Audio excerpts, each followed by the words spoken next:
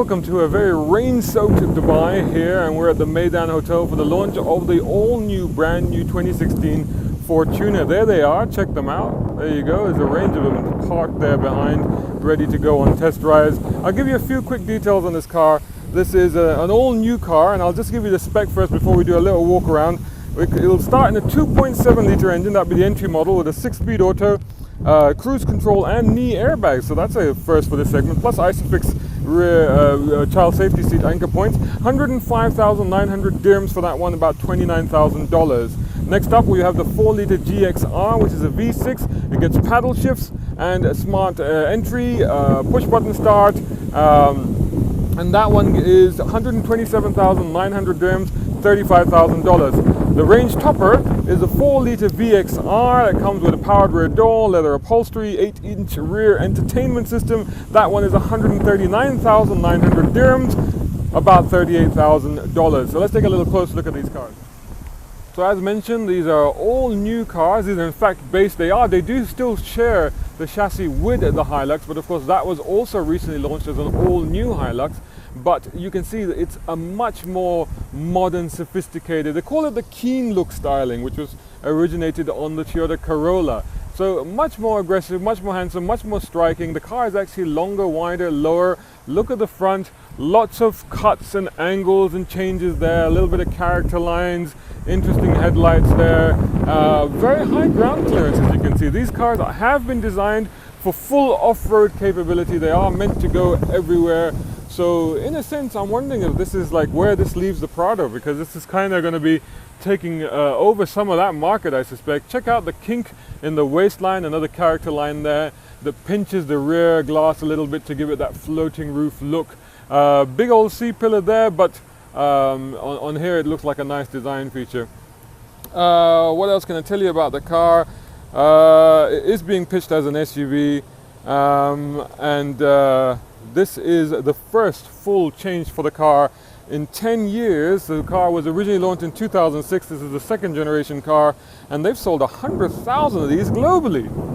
So let's take a look at the boot first. You can open it with a key. There's a button on here, and then also there's a button just underneath here under the Fortuner logo there. This has height adjustability. You can do that with the button there. Flat floor here. The tire, of course, is underneath, so that's not an issue. We have 2 folding seats here. This is the third row, of course, and the seats fold and flip out of the way. I put this seat up here. I thought maybe to see if it would restrict my visibility through that rear quarter light, but actually it hasn't really hampered much in the real world of driving. So split folding seats, as you can see, those are also 60/40 split folding seats, so you can actually load it, push it all the way down and have a nice clear loading bay. To put the seat down, you just release this clamp here, that can actually go into there. Put it down and then you pull it up. There's a deep bin on this side, deep bin on that side, 2 hooks, so all quite reasonable. Let's have a look at the back seat. Here we go. Now, it's worth noting that the car is quite high riding. There is a step down there that helps you to get into the car.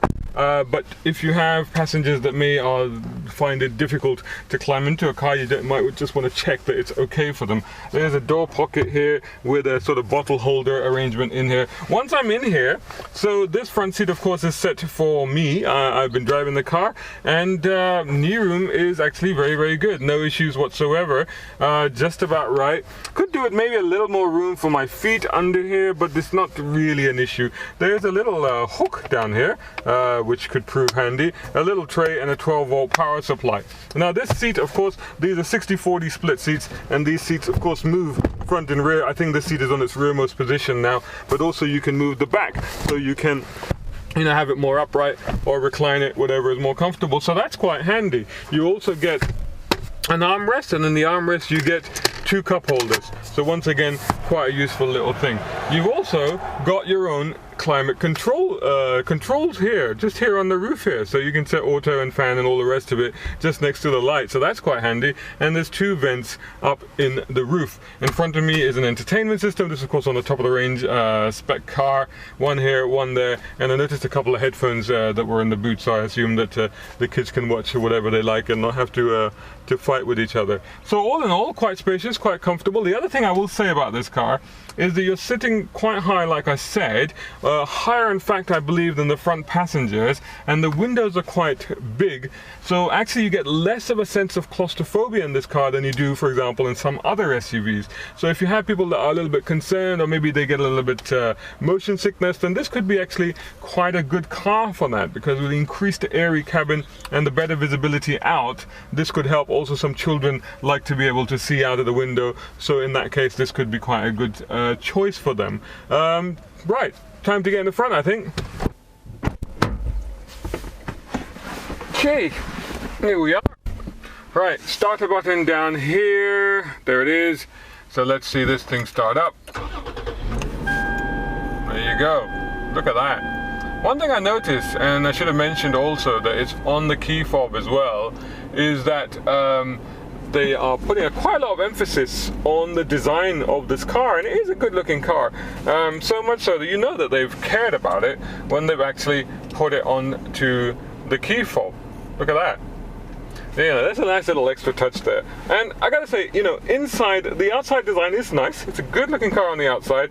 The inside is even better because, you know, remembering the basis of this car, remembering where it's come from, remembering its background, remembering the traditional type of customer that this car has had, and then let me just sweep across this center, this dashboard and the center console, and it's all very nicely done, isn't it? It's all very nicely done. Look at this two-tone, the aluminium type finishing here, leather type soft finishing here, leather finishing here.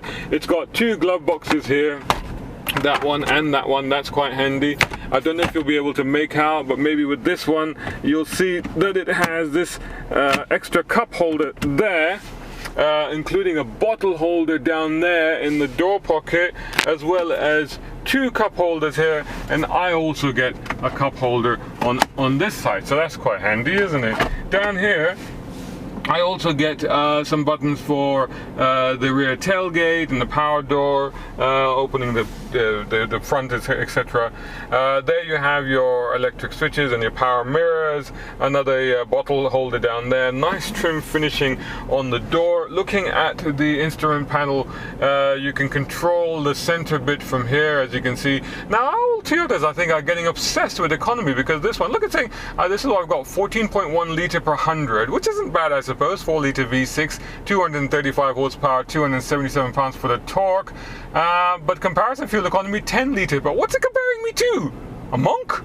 I don't know. But anyways, give me a comparison. And also it gives me the driving range. It also gives me scoring. So just like it's got the same system that if you've seen in the Prius, it's got the same system in there where it actually scores your driving compared to how economically or how efficient you're driving. Other modes, it's got obviously your connectivity, messages, settings, and all the rest of it.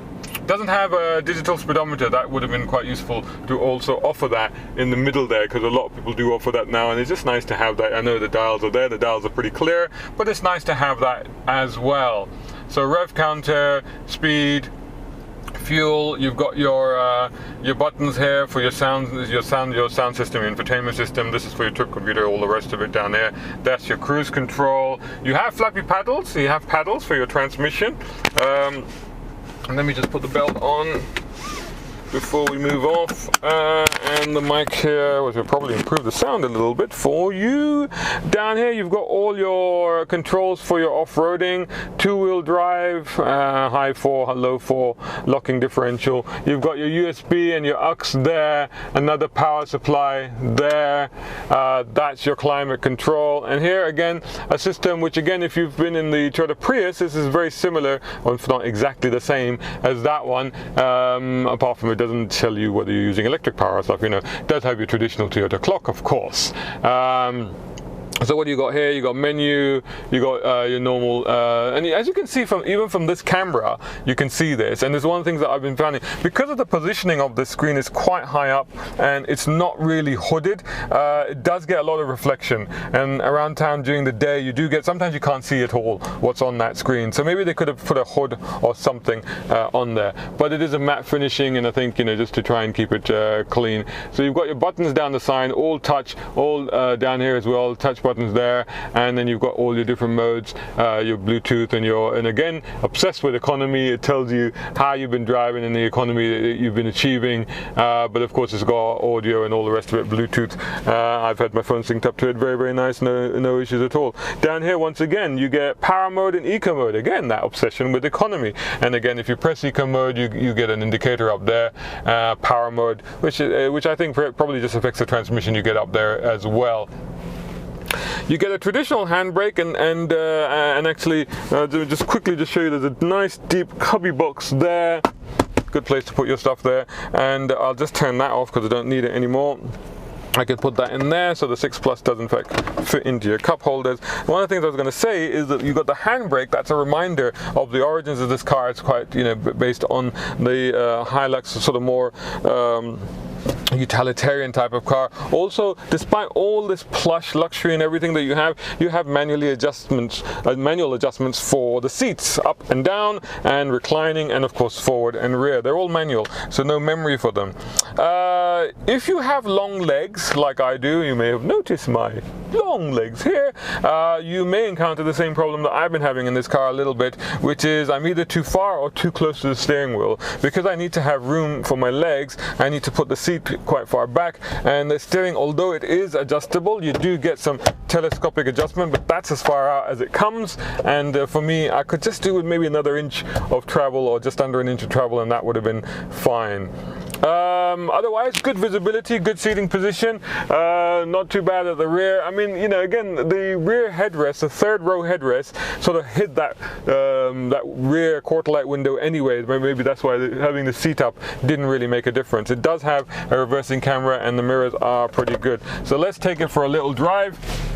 Like I said, 4-liter V6, 235 horsepower.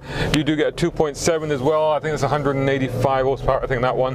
But, you know, this one moves off really rapidly, very reasonably. It's a very high riding vehicle, and you do feel that when you drive it. You have this kind of feeling as if you're on stilts, like you're driving a car on stilts, sort of sensation about it. And you do feel high up, which, you know, in one sense is quite good because of the sort of traffic that we have and the traffic situation that we have here in the UAE. Having that upright position, being able to look Land Cruiser and patrol drivers in the face, when they haven't got tinting, of course, which invariably they usually do, can be handy, and being able to, you know, position yourself in traffic. It's quite a narrow car, so again, talking about positioning yourself in traffic, it's never an issue. It doesn't feel like a big car. It feels like a very manageable, very easy to drive car, because of course it is, you know, so narrow. Very easy to drive, light steering, good linear brakes, no issues. I haven't had any issues with any of this. The ride, despite it, okay, it's because it's perched up a little bit. Okay, maybe you feel that it's a little bit, it sort of feels like it's on the upper end of its stocks, you know what I mean? And it could do with maybe a little bit more travel. It probably has a travel, actually, being an off-roader, but it's just like, I don't know, maybe a little bit more suppleness it could do with. But, you know, having said that, not an issue. It's not actually uncomfortable in any sense of the word. But it does ride very, very well. You know, not a car you want to throw around, not at all. Again, that high position, that high riding position, and that feeling of being on stilts does not encourage you to be throwing this car around through roundabouts or corners. But that's okay, because that's not the sort of car it is, and that's not the sort of way that your passengers would be expecting you to drive. Your passengers, of course, being family. But once again, you know, in the back, the suspension on this, because it's different from the old car, it now has a proper suspension, will be more comfortable, and it rides okay in the back, and they'll be quite happy, so they won't welcome you throwing it around anyway. Having said that, performance in the straight line and performance in general is actually very, very good. it certainly picks up its skirts and off it goes very, very happily, kicks down, and no issue at all. I'm not saying that this is a performance car by any stretch of the imagination, but it has more than enough, more than adequate, I would say. So overall, it's quite a good car. It's quite a good offering, and the thing that it does is that incredible as it may seem, it really elevates the standing, the status, and the mature offering of what you previously would have got in a Fortuner. This is a much better equipped, much more nicer appointed, much more comfortable, and much more desirable interior and in fact exterior than you would have thought to get in a Fortuner. So it's really up the showroom appeal, and I think day-to-day practicality is definitely there. And I think take it for a test drive, see if you're okay with it, see if you're okay with the high position, the getting in and out, and the seating position here at the front. And if you are, this is definitely one to put on your short list, particularly if you're looking at a Land Cruiser or Prado. This is another one to slot in there and just check it out before you sign on the dotted line for either of those. So that's our review. Thumbs up in general. Let us know what you think of the Fortuner, and also please, of course, do check us out, Motoring Middle East. Just search for us, you'll come up with our website, you'll come up with our social media. We're very active on Facebook. Do please join us on there. We're also on Instagram and on Twitter, and if you're watching this on YouTube, please do subscribe and tell your friends. Thanks so much for watching. Until the next one,